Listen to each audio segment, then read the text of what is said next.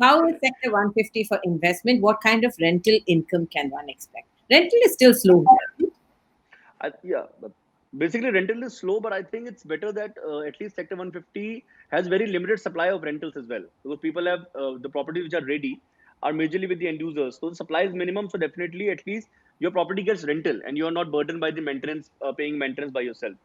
And as I already told in the beginning of this session, that Sector 150 is the only sector that has seen capital gains for the last 5 years, 10 years in Noida, Yeah. starting from 3,600 coming to 7,000. Definitely, it has shown potential, and it still has a lot of potential coming in, because the properties you are getting today are again at the benchmark of somewhere around 5,000 rupees per square feet. So there's still scope. One more thing I want to just add and say that, we always talk about rental income, and it's never micro market specific. Let's accept India is not a rental market. At least for We've residential. not seen No. for residential. So any country or any market that primarily is driven by the end users sort of desire to own a home will not experience high rental yields, and this is true for Singapore, for Japan, for India. It's Everywhere. just like that. So it's not even about Sector 150. It's just largely India is not a rental A rental market for, market. Yes. for homes. So you have to look at buying at the right time, at the right price, so that the leveraged value gives you the Yeah, returns. buy as True. soon as the project is launched if you trust the developer, because by the time it comes to possession, even if you as an investor you want to flip it and let's say buy a bigger unit, or just take your money out of that, you experience sort of maximum growth through that tenure. So I feel the inception of a project and the start of a project, actually, if you have faith that the developer will deliver, is the best time to buy something. Launch and pre-launch prices are very, very attractive. Actually, I think now with RERA in place and RERA taking command better than before, the fear of not getting your house is actually coming down. It's only the projects that are stuck in between. And like Ankit said, a lot of takeovers are happening, and we see this across the country. Yeah. It's not that projects are going to be abandoned. It's just that there's going to be a lot of joint development agreements, or one developer, serious developers taking over the smaller ones and Yeah. completing, right? Yeah, and PMC is happening. And PMCs. So that actually gave a positive sentiments in the market.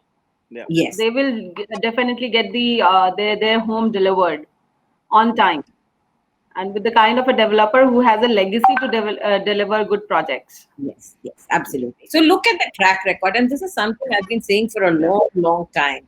When you buy a house, it's a long-term investment, and look at the track record of the developer. Look at the previous projects.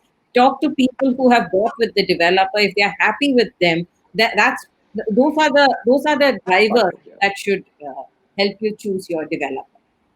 I actually want to just make a plea to everyone who's watching this as a potential buyer also, Mhm. that a large part of delays with developers who are always committed to deliver don't come from the developer themselves. A lot of the times we are stuck with unforeseen circumstances, whether it's entity bans, whether it's the fact that we can't construct for 60 days in total, because there's so much pollution that it's become sort of unfavorable for us to do that, or whether it's sort of policy issues that come in the middle, or the fact that banks refuse to disperse money because there's so much of a liquidity crisis in the market.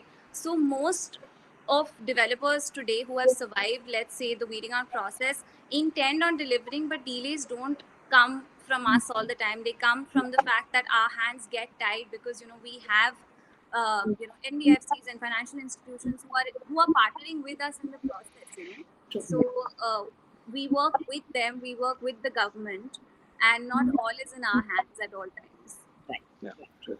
It works both ways, Bani. There has been a period when there have been a lot of defaults on the development Correct. end, but No, I entirely, we have to take responsibility of yes, that. yes. And there's no like shirking away from that. But it's just that with RERA in place, with the amount of, regulation that is exercised today, hence I say, developers who have had a good track record and, who've been kind of listening to you and who've had like great CRM, just trust that sometimes it's not in our hands. What do we do if there's a pandemic now? I Uh, think I'll add to it. I think yeah. I'd just like to add one point.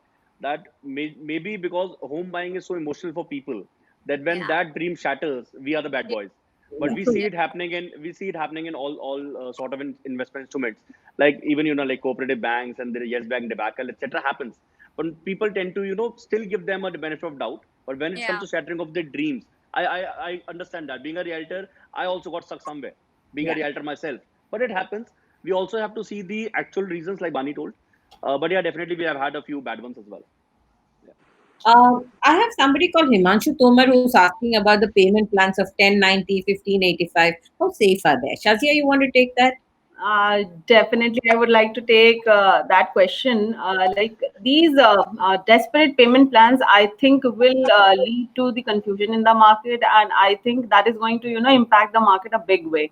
The 1090, these all are payment plans just shows the desperation in the market, and that 1090 works only if you have a project that is probably going to get its OC in like 3 months. true. So where True the that. inventory is little lesser and your project is at the advanced stage, so then one can afford to have such kind of a payment plan. But for the projects where the inceptions has happened, the new launches, and they cannot afford this kind of payment plans.